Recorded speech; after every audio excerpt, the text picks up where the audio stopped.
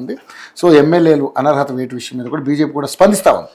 So ఏంటి మరి మీ స్పందన ఏంటి? నిజంగానే ఇప్పుడు ఈరోజు మరి కడియం శ్రేయర్ గారు కావచ్చు, దానం నాగేంద్ర గారు కావచ్చు, ఆయన రిజైన్లు చేస్తారు, మళ్ళీ ఉప ఎన్నికలు వస్తాయనే అంశాల మీద మీరేమో వన్ నేషన్ వన్ ఎలక్షన్ అంటున్నారు. ఇక్కడ చూస్తే ఉప ఎన్నికలని ఆ ఎన్నికలని ఇక్కడ విపరీతమైనటువంటి ధనాన్ని ఖర్చు పెట్టి రకరకాల ఎలక్షన్స్ నిర్వహిస్తానే ఉన్నారు. సో ఇవన్నీ ఆగే పరిస్థితి ఏం కనపట్లేదు. ఏ విధంగా స్పందిస్తారు మీరు ఈ అంశాల మీద? ప్రేక్షకులకు నమస్కారం. దీన్ని రివెంజ్ పాలిటిక్స్ ఎందుకనంటే అసలు 2014 కన్నా ముందు ఈ సంస్కృతి ఉందా? లేదు. యునైటెడ్ ఆంధ్రప్రదేశ్లో కానీ తర్వాత తెలంగాణ ఉందా? ఎవరి వేలుతోని వాళ్ళ కన్ను పొడుచుకున్నట్టు ఇది తెచ్చిందే టీఆర్ఎస్ ప్రభుత్వం. టీఆర్ఎస్ వైఎస్ రాజశేఖర్ ఉంది. అనేది ఏంటంటే వీళ్ళని కొన్నది ఎవరు? టీడీపీ నుంచి కొన్నది ఎవరు? కాంగ్రెస్ నుంచి కొన్నది ఎవరు? కాంగ్రెస్ నుంచి జీరో చేసింది ఎవరు? జీరో చేసింది ఎవరు?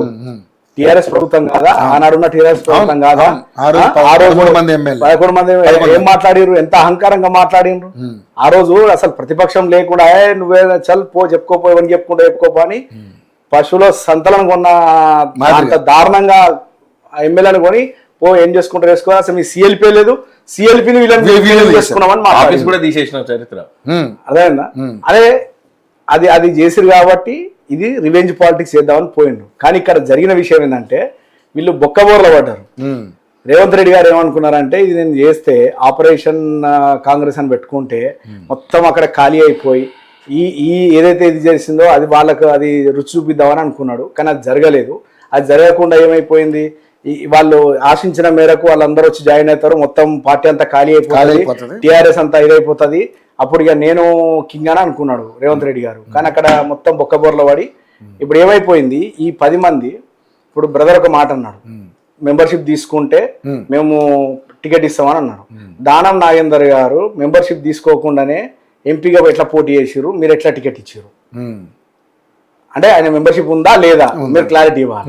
తర్వాత మీ ఇన్ఛార్జ్ల ముంగటనే కడియం శ్రీహరి గారు, తర్వాత దానం నాగేందర్ గారు, వీళ్ళంతా అరకపూడి గాంధీ గారు, వీళ్ళందరూ పోయి సమక్షంలో అన్ని ఫోటోలు వీడియోలు అన్ని ఉన్నాయి, అందరు కలిసింది. ఎలక్షన్ అయినా 2 రోజులకు ఖమ్మం నుంచి ఆయన జాయిన్ అయ్యిండు కాంగ్రెస్ లో. ఎవరు? తెల్ల వెంకట్రావు భద్రాచలం కౌంటింగ్ అప్పుడే అసలు ఫస్ట్ వీటన్నిటికీ తెరలేపింది ఎవరు? టీఆర్ఎస్ ప్రభుత్వం. వాళ్ళ కన్నును వాళ్ళే పొడుచుకున్నట్టు, వాళ్ళ ఏళ్ళతో పొడుచుకున్నట్టు ఇవాళ ఎట్లయిపోయిందంటే వాళ్ళకు సామెత ఉంటుండే, మొగను కొట్టి మొత్తుకున్నారు అన్నట్టు వాళ్ళు చేసిన దాన్ని వీళ్ళు ఫాలో అవుతున్నారు. ఇది ఇంతకుముందు అట్లాంటి ఏమైనా జరిగినాయా? అసలు ఎంత అహంకారం అండి వాళ్ళకు. ఇప్పుడు 2014లో టీడీపీని మొత్తం తీసేసి టీడీపీ ఎక్కడిది ఏం లేదు, నా తెలంగాణ ఒకటే ఉండాలి, మాది ఒకటే ఉండాలని మొదలు పెట్టుకున్నాడు. అదే ఎవరిని కూడా బతకనియకుండా అసలు ఆ ఒక అహంకారంతోనే అందరు రాజకీయ నాయకులను అందరిని కూడా భయపెట్టి భయభ్రాంతులకు చేసి అది చేసి ఇది చేసి మొత్తం తీసుకొచ్చుకున్నాడు. ఆయనకి ఏమైంది? ఇప్పుడు చెడపకరా చెడదాం అన్నట్టు నువ్వు చేసిందో నీకు చేసిరు, రైట్? కానీ మేమేమంటాం అంటే ఇప్పుడు నువ్వు టికెట్ ఇచ్చినావు, ఒక పార్టీ సింబల్ మీద పోటీ చేసినావు, మేము దానికి ఎప్పుడు వ్యతిరేకమే. ఇదే రాజగోపాల్ రెడ్డి గారు మా పార్టీలోకి వచ్చినప్పుడు మేము ఏం చెప్పినాం, రిజైన్ చేసి ఎలక్షన్ పోయేదంటే మునుగోడు పోయింది, సిట్టింగ్ ఎమ్మెల్యే వచ్చిండు, ఎలక్షన్ పెడితే మునుగోడు పోయింది. పోయినా కానీ మేమేం చెప్పినాం, మీరు ఎలక్షన్ పోయేది ఉంటేనే మీరు రిజైన్ చేస్తేనే పార్టీలో జాయిన్ కావాలా లేదా తెలియదని చెప్పినాం. ఆ తర్వాత ఉంటాడా పోతాడా అనే తర్వాత విషయం, అది అయిన తర్వాత మేము ఎలక్షన్ పోయినామా లేదా, ఆ నిబద్ధత మీ దగ్గర ఎందుకు లేదు, మీకు ఎందుకు లేదు, ఈ 2 పార్టీలకు లేదు. మీరు ఒక సింబల్ మీద గెలిచినప్పుడు ఇప్పుడు మీరు ఇందాక బెదర్ ఒక మాట అన్నాడు, ఇప్పుడు అంటే ప్రతిపక్షంలో ఉంటే పని చేయరన్నట్ట, అంతే కదా? అంటే మీరు చెప్పినట్టు అయితే ప్రతిపక్షంలో ఉంటే పని చేయరన్నట్టు. మరి అట్లాంటి పని చేయండి సార్, సెంట్రల్ కాంగ్రెస్ తీసుకొచ్చి బీజేపీలో అడిగా, ప్రతిపక్షం ఉంటే పని చేయరా? ఎమ్మెల్యేగా గెలిచినప్పుడు ఆ నియోజకవర్గానికి మీరు ఫైట్ చేసేవారు కదా. అదే కనుక ఇదే ఫార్మర్ ఇక్కడ ఫాలో అయితే అక్కడ ఫాలో కాండి, మీరు తీసుకుపోయి అలా చేయండి. ఏదో ప్రయోజనాలు ఆశించి ఎమ్మెల్యే పదవులకు ఏది మంత్రి పదవులు ఆశించి కనపడతారు. ఇప్పుడు ఇంకో విషయం, 10 ఏళ్ళు అక్కడ పనిచేసిన తర్వాత 10 ఏళ్ళు పార్టీ పదవులు అనుభవించినాక ఇలా గుర్తొచ్చిందా ఆయన అహంకారి అని ఇంకోటని 10 ఏళ్ల నుంచి మరి గాడి పనులు కూడా కూర్చున్నారా వీళ్ళు? ఏం చేసిర్రు? అప్పుడు ఎందుకో రిజైన్ చేయలేదు. నా క్వశ్చన్ ఏంటంటే 2000 పార్టీలోనే ఉన్నారు కదా. అదే అన్న, అప్పుడు మరి ఆయన అహంకారానికి వ్యతిరేకంగా మరి ఎందుకు బయటికి రాలేదు? ఇంకోటి ఇదంతా జరిగింది కదా 2023లో ఎలక్షన్ల ముందే మరి గవర్నమెంట్ రాదనో ఇంకో తెలిసి ఉంటే మరి 2000 మీరు అన్నట్టే ప్రజా ప్రయోజనాల కోసం వాళ్ళు జాయిన్ అయినట్టయితే 2023లోనే మరి రిజైన్ చేసి మరి ఎందుకు రాలేదు? ఎలక్షన్లకు ఎందుకు పోలేదు? మీ పార్టీలోకి వెళ్ళో మా పార్టీలోకి వెళ్ళో వాళ్ళకి అక్కడ వాళ్ళ ప్రయోజనాలు తప్ప వేరే ప్రయోజనాలు వేరే లేవు. ప్రజల గురించి ఆలోచించేవారు ఎవరో లేరు. కానే కాదు అది. ఇప్పుడు అంత నిబద్ధత ఉన్న వ్యక్తులు అయితే ఇండిపెండెంట్ ఉండమనండి, మేము ఏ పార్టీలో లేమని చెప్పండి. ఆ దమ్ము ఉందా దమ్ము? ఇప్పుడు మా అంతకెళ్ళి ఒకరు సస్పెండ్ అయ్యారు అని చెప్తున్నాడు, నేను ఏ పార్టీలోనే నేను ఆయనకు క్లారిటీ ఉన్నది. ఆ క్లారిటీ మీకున్నదా? అజయ్ సింగ్ గారికి క్లారిటీ ఉన్నది. ఇప్పుడు అదే క్లారిటీ మీకుందా? లేదు. ఏమైతుంది ఇక్కడ? వాళ్ళు ఏంటంటే వాళ్ళ స్వప్రయోజనాల కోసం తప్ప తర్వాత ఎంత అండి అయిపోయినాక వెంటనే ఇక్కడ ఒక మేయర్ డిప్యూటీ మేయర్ వేసిన కూడా వెళ్ళిపోయారు. ఎందుకు వెళ్ళిపోయారు? మరి ఏం వాళ్ళకి ఏముంది? వాళ్ళు ఏమన్నా ప్రజాప్రతినిధులా? లేరు కదా, సిట్టింగ్ అయితే లేరు కదా. మరి ఏం చేయడానికి పోయారు? వాళ్ళ సొంత ప్రయోజనాలకు స్వలాభం కోసం తప్ప వీళ్ళు పార్టీ మారుతున్నది స్వలాభం తప్ప వేరే ఏం లేదు. వాళ్ళకు కావాల్సింది ఏంటంటే మాకు అధికారం ఉండాలి, మాది నడవాలి, మా ఇజం నడవాలి. అది ఏమన్నా పెట్టుకోండి, డాష్ ఇజం నడవాలి.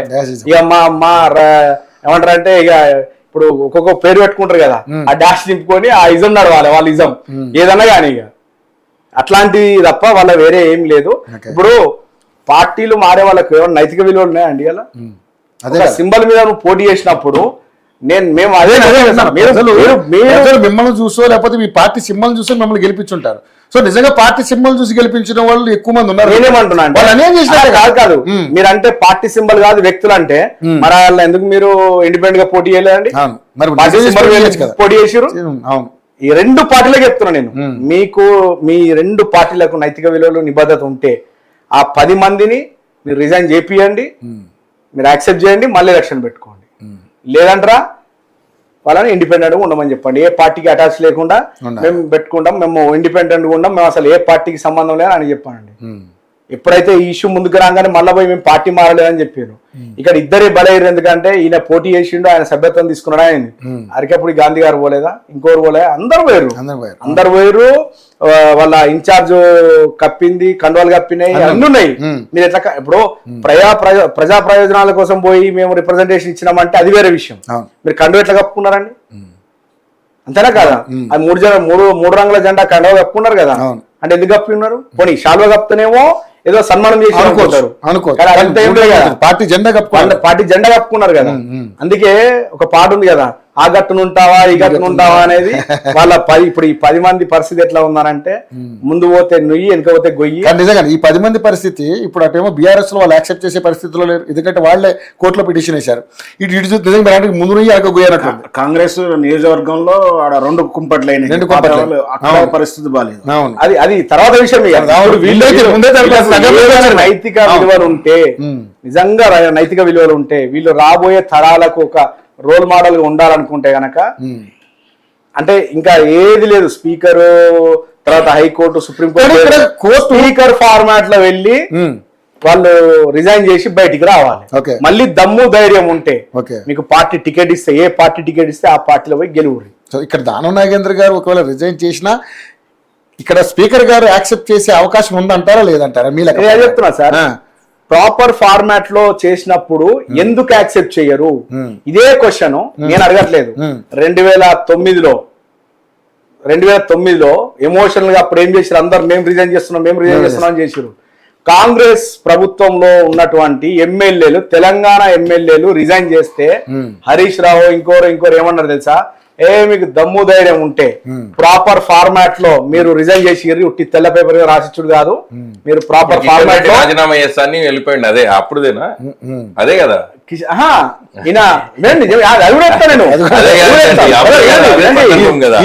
అన్ని గుర్తొస్తున్నాయి. నేను చెప్తా. 2 ఎమ్మెల్యేలు ఉన్నారు. ఎండ లక్ష్మీనారాయణ గారు, ఆయన రిజైన్ చేశారు. మా పార్టీ ఆదర్శాలు ఏం తెలుసా?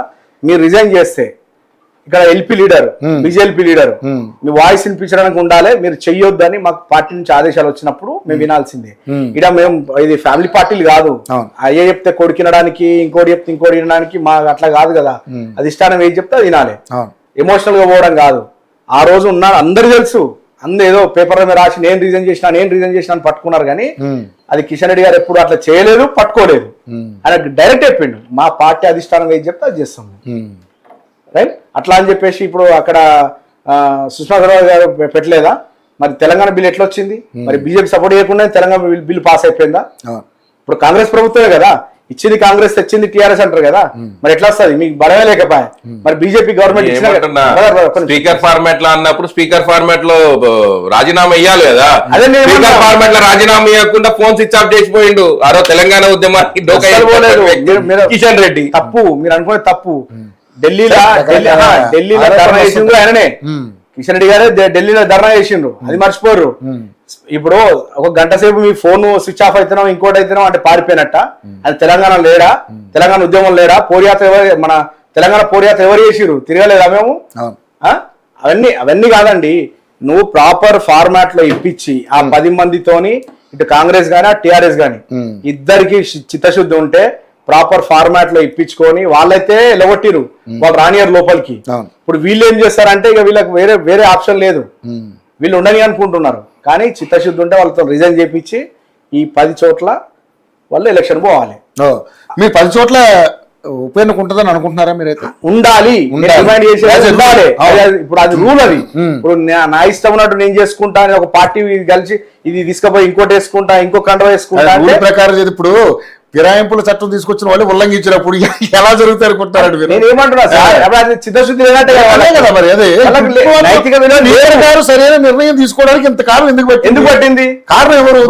సింపుల్ అండి, ప్రూఫ్లు ఉన్నాయి. ఇప్పుడు స్పీకర్ వాళ్ళ పార్టీ, నేను కొన్ని ఫోటో చూపిస్తా. స్పీకర్ వాళ్ళ పార్టీ కదా, స్పీకర్ సమక్షంలో జాయిన్ అయిన వాళ్ళు ఉన్నారు కదా. అవును, మరి ఇప్పుడు ఎందుకు లేట్ అవుతుంది? ఎందుకు తీసుకోవట్లేదు? అది అంటే కావాలని కాలాపన చేసి ఇది మొత్తం అట్లా లాక్కుంటా వెళ్ళిపోయి ఈ లోపు లోకల్ బాడీ ఎలక్షన్స్ వస్తే కోడ్ వచ్చింది, అయిపోయింది, సైలెంట్ గా కూర్చొని మళ్ళీ సేఫ్ జోన్. రైట్ శ్రవణ్ గారు, ఒక పొలిటికల్ అనలిస్ట్ గా అంటే ఇక్కడ మనం పార్టీలకు అతీతంగా